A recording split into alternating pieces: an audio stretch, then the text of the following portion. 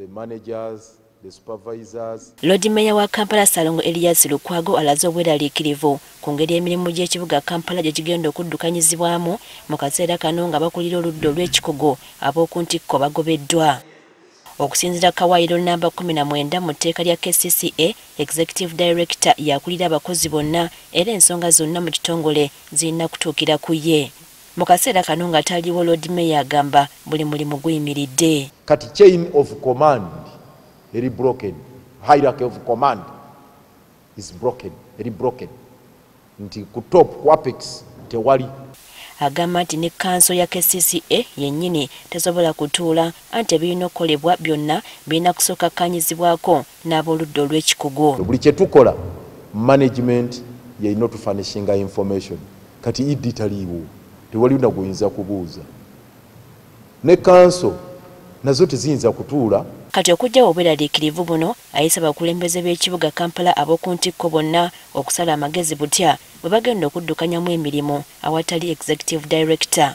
Tusabye baseeke memba bano ffenna okubeera wano ne tusaba speaker ne bakansala bonna aba authority babeere wano ne speaker, then ne tusaba ne bameeya b'amagombolola bajje ne baspiika baabwe tutuule at least awo wabeerawo okukukubaganya ebirowoozo.